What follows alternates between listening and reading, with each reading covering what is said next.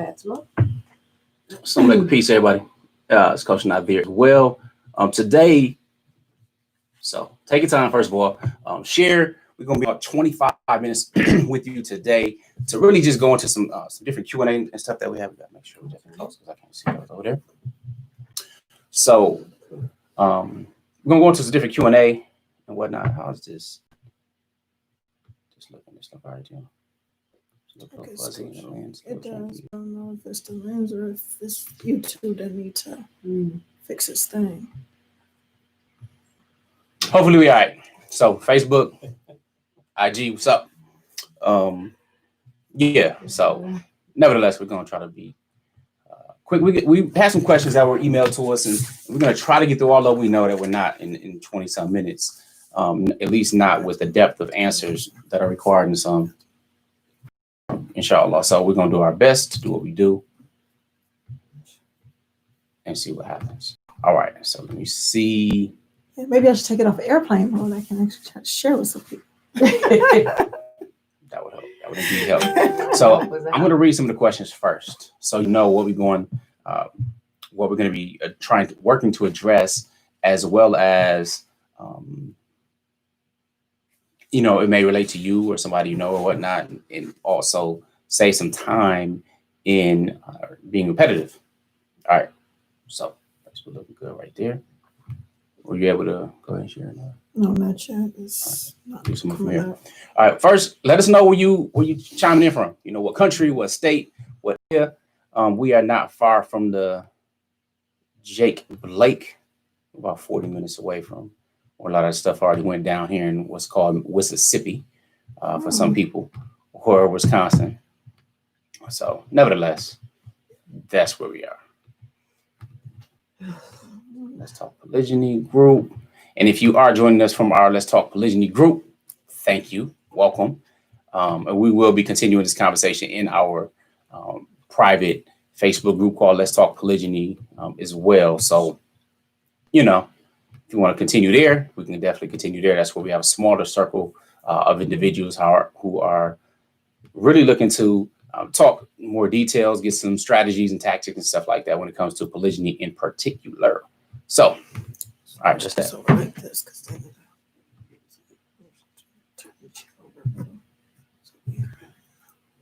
Yeah, several different cameras going this morning, so we're trying to adjust to make sure we are. Please, all of them. Y'all want to start with read some questions, or read a question, or read them all? I'm finishing some of this sharing. We can start with the shorter ones too. Yeah, I don't know. Okay. I know which one that is. Maybe number 2. And walaikum assalam wa rahmatullah. It's in Canada, representing, let me see, Natasha Kinta, Asis, Teresa, Islam, Bashir, Islam, Rahmatullah. Oh, that's nice too. Okay. Okay, I see him. Paris. What's it up? Yeah, let's do that because we're getting a number of co-wives. And there's a couple in there that you could hit up too. So yeah, I got it.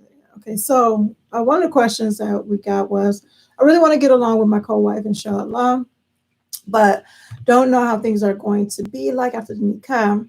She was a revert, and people keep telling me, why do you want to get yourself in such a marriage? There are many men out there who are dying to have you for a wife. Why are you choosing polygyny, when you can just have a man just for yourself? Okay.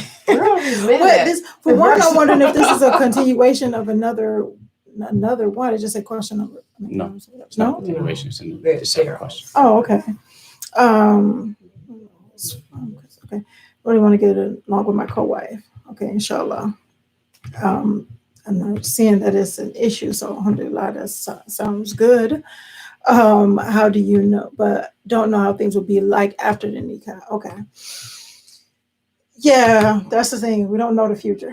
We don't know what the future holds or anything like that. The one thing is definitely being true to yourself, just being upfront and honest. We talk about that a lot, being authentic, and inshallah, things will be great.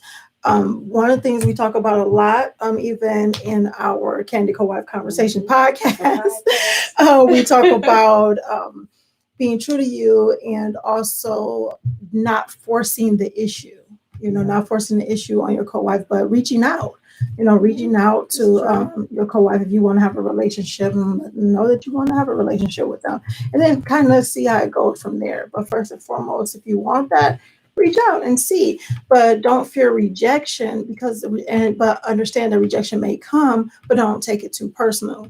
And inshallah, as time go on, maybe things will soften up. And I Mind your think marriage. too, oftentimes, we with our best intentions, we want so much from something, and sometimes people are just not ready. And it might not be a rejection thing; they just might not be ready. So there might not be any malice behind it. It's just they might not know what to say, or what they might be going through. Whatever, you might not have any idea. In the midst of our trying to get to know each other, my dad was very, very, very, very sick, and my focus was on him and my kids. I wasn't really interested in talking to even friends day to day like I used to.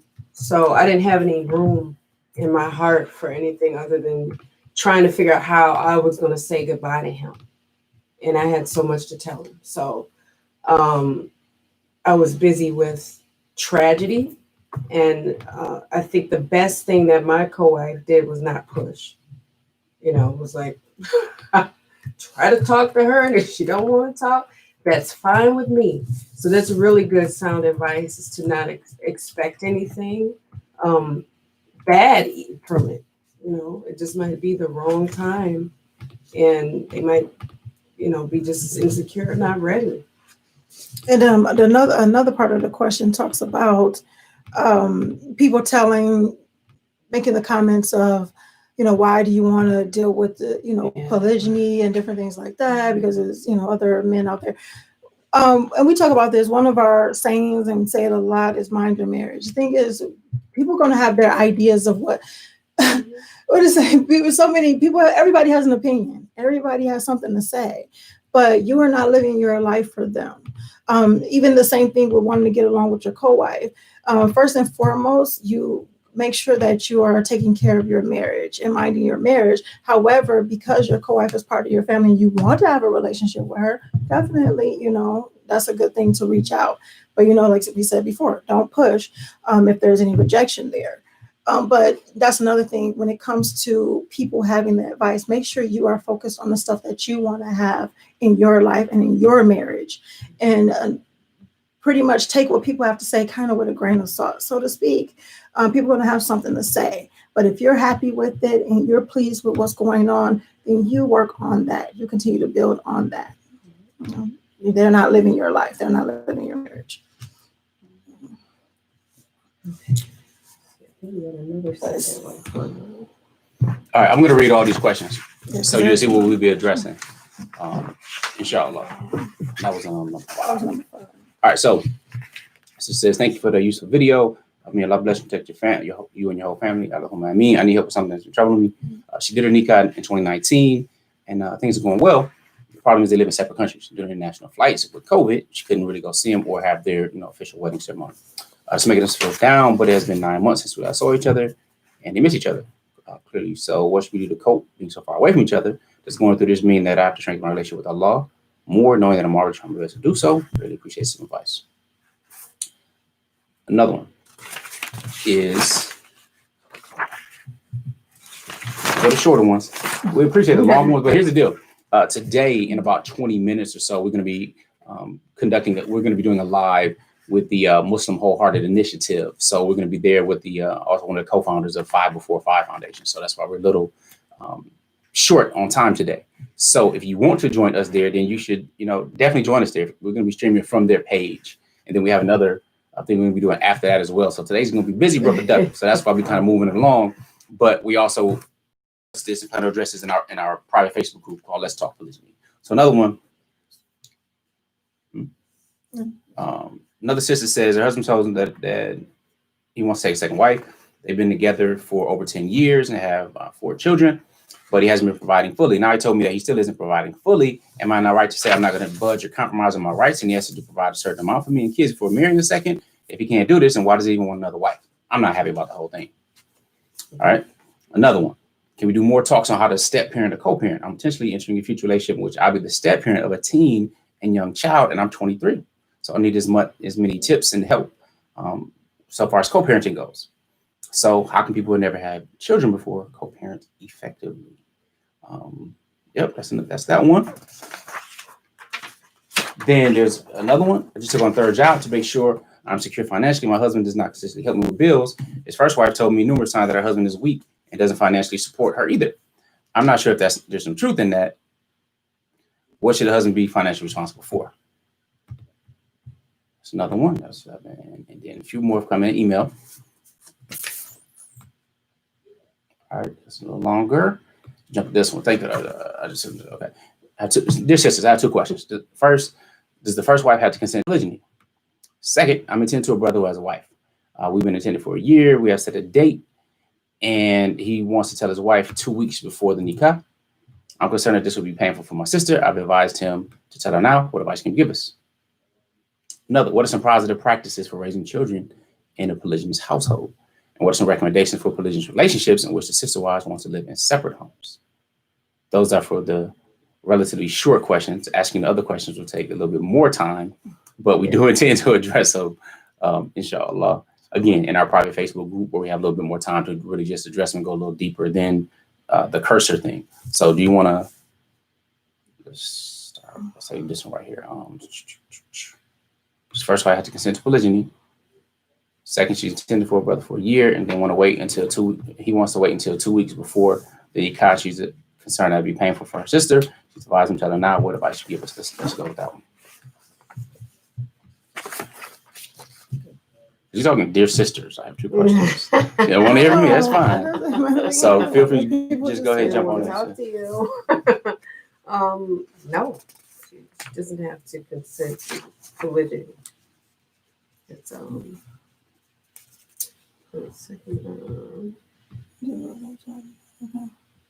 What was the thing? So far as telling he's going to tell her 2 weeks beforehand. She's concerned it's going to be painful and said, tell her now. What advice would you suggest?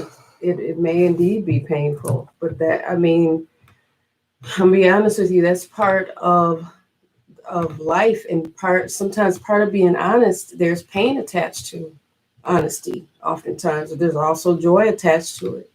So we're people. So I think sometimes we don't want to feel feelings that we have as human beings, happiness, pain, heartache. But that doesn't mean it's a permanent feeling. And it actually is his decision on,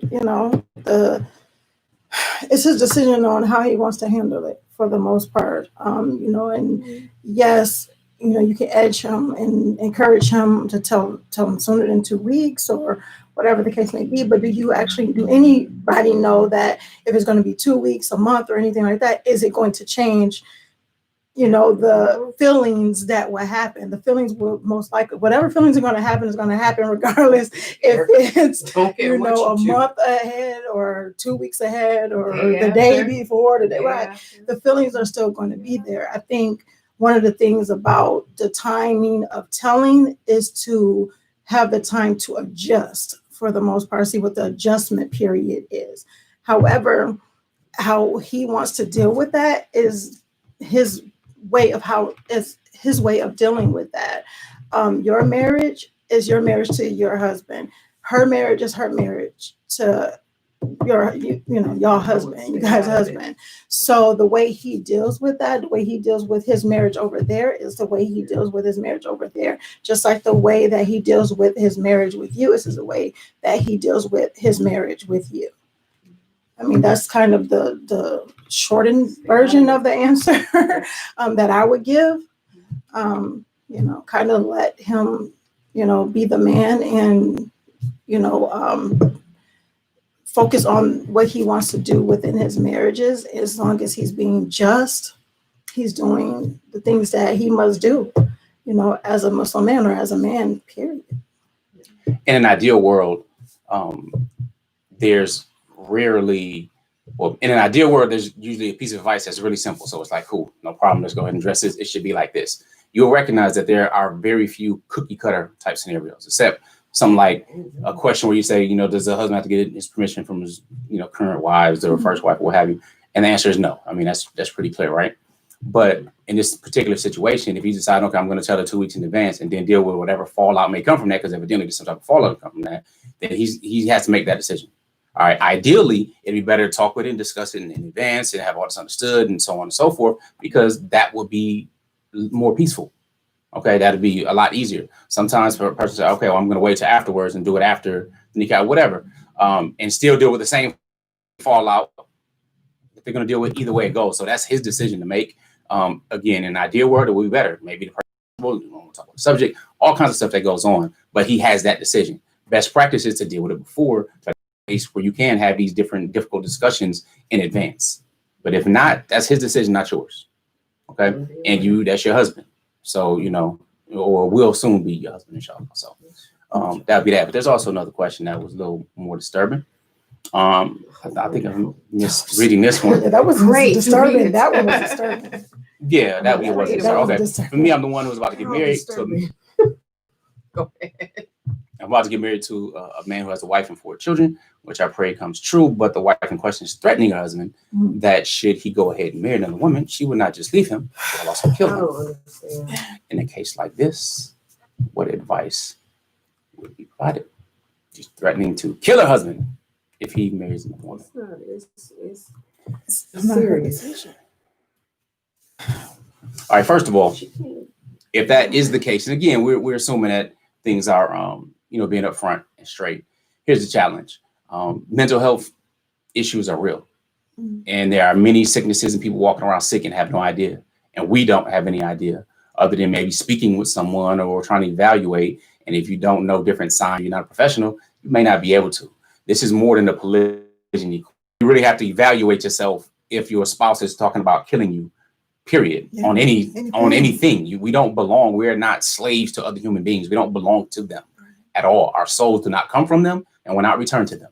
Okay. So when there's a death threat, that's really something that's serious. Do some people just put it out there to do it? Yeah. But do other people put it out there and actually go through it with it? Yeah, they do. You know what I'm saying? Women kill. I mean, if you're online and recently you may have seen the disturbing video where a woman ran over a guy for cheating on her, ran over a boyfriend, cheating on her, and ran over the car, hit him with the bumper, all kind of stuff as it was recorded, didn't really care, got lost in emotions. I mean, that's not normal. That's not normal human behavior. They're bleeding. I heard he later died and heard other conflicting stuff. I don't know, but she ran over him with a car while he's bleeding out. We don't own anyone. She doesn't own his penis or anything else. All right. Now, if he did cheat on her, again, still not right, but still doesn't give her the right to try to execute this man. Regardless. Similarly, if a woman does it, the man has no right to go and beat and kill or anything like that. So these are a little bit deeper challenge when it comes to some mental health issues and whether or not a person would even want to remain married to somebody like that, period, let alone be considering polygyny. If polygyny is that trigger that sets that person off, and now these other feelings or this mental stuff, you probably need to address that first. I would suggest that because that's safer. Because if she does follow through on something like that, do you really want to deal with the guilt of having something like that? If somebody says, "Oh, I'm going to kill him if he not only marries him," that's on a whole nother level of the game, and is real disturbing. So, and mental health issues are real. That stuff needs to get treated, dealt with. But me personally, that's more important than another marriage. If again, it's true, or you don't want to find out it's true, you later dead. You don't want to figure out if you wake up dead. Tied up in that. So, you want to add anything on that? I just think you should evaluate very seriously about getting tied up in a situation that is harmful, to her husband, especially, is that going to trickle over in your life? Is, get rid of him and then come for you? She'll trickle over anyway if she's trying to kill for real. But I mean, that's like you said, that's the thing that needs to be dealt with first. It ain't even anything. This is a thing that I want people to understand when it's stuff like that and these jealousies get really serious. It's not a polygyny issue. It goes way beyond it being polygyny. because people want to tie it in and make it a polygyny issue.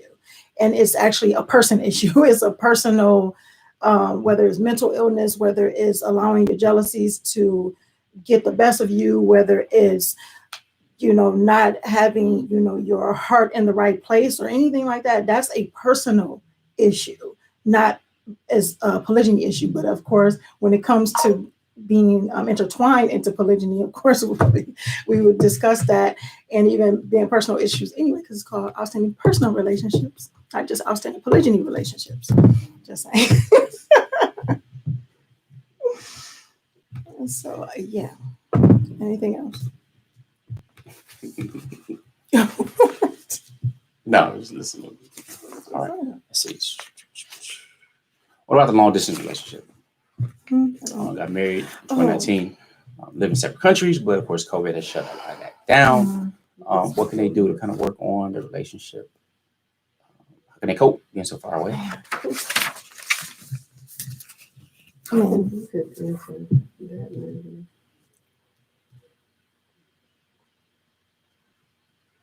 What you mean? Have friends that have wives in other countries. I can answer that. We have friends that have wives in other countries, and it is indeed a challenge. But sometimes things fall out of your hands, and you do end up in different countries. But one of the brothers that I know of is very heavy on the computer. With his wives and visiting there and Zoom and meeting and talking and updating all the time, every single day. And with visas and the way visas work, and you have to stay here 3 months, have to stay here 3 months, as much as he may long to go to be close and to see you more often, it's difficult the way, laws and travel restrictions are set up. And then COVID, of course, entered the chat for many, many months. We've all been in that right now. I know it is a challenge outside of COVID, just with, I remember one of the wives that I know of that her husband has to travel was saying, he wants to be home, but because of the visa for 3 months, he can't be here. So we just try to meet online and Zoom and talk and email often. And I update him on the children, and it just keeps us connected because there's really no other way that's quick outside of that. Just stay connected. Just to see each other's face on a screen does so much for them versus texting or over the phone. And one of the things she asked about was, does this mean I have to strengthen my relationship with Allah more, knowing that I'm already trying my best to do so? But yes, it does. Yeah. I mean, that's, anything in life, is, your relationship with Allah is first and foremost, period. And as long as that's strong, everything else is going to fall into place. Not as going to be as perfect as you want it to be, but it will fall into place. And it's just interesting when I said that, I had to laugh because that was actually the advice that I was given when I took my shahada. It was like, I was like, I don't have this. I had challenges going on. Like, I didn't have the clothing. I didn't have this. Between jobs, a lot of different stuff over, decade plus ago. And someone told me, take your shahada, everything will fall into place.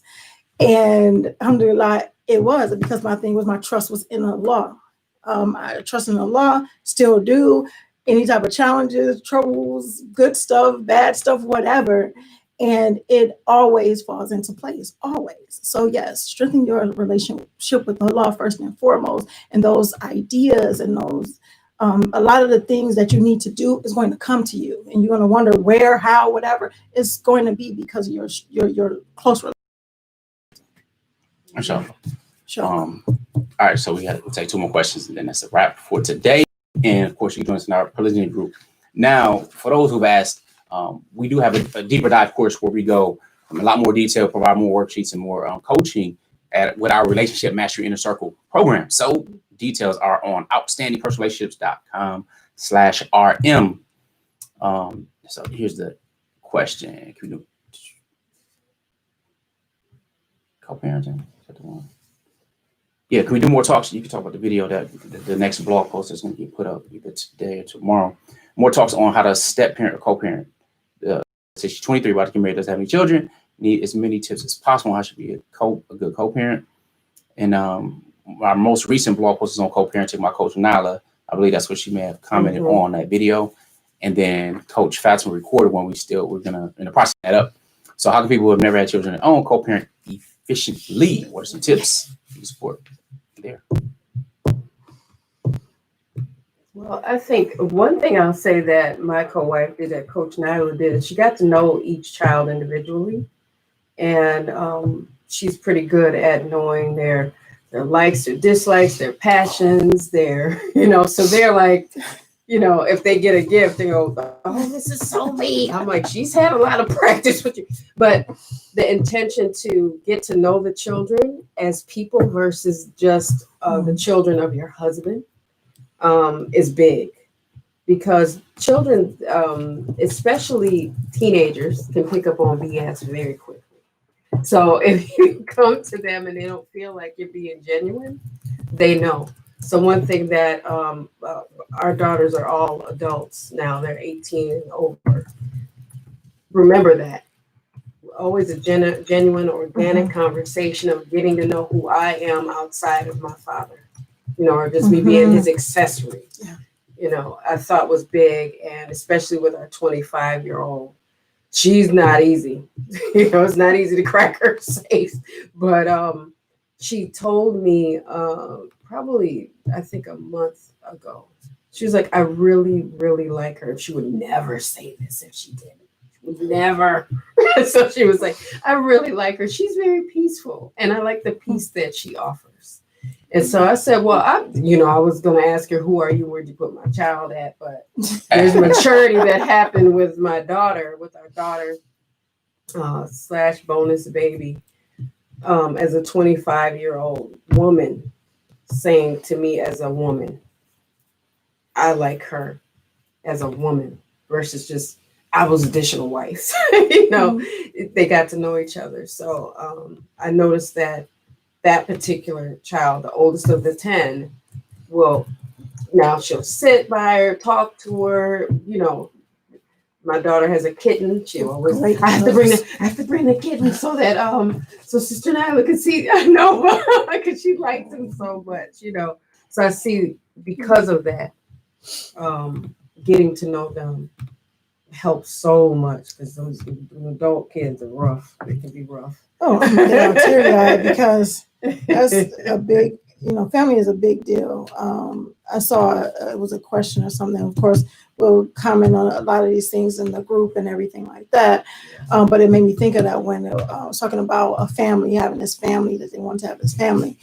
My thing is, I come from a big family, period, anyway. And I think one of my things was, I love what, my co-wife said, what Coach Fatimah said about, getting to know them individually and knowing their likes, dislikes, and being genuine, being sincere. So even if you don't have children, I know that before I had my first child, I had this idea of what I wanted to, how I wanted to raise him, what I wanted to instill in him, all these different things, or in my children, period.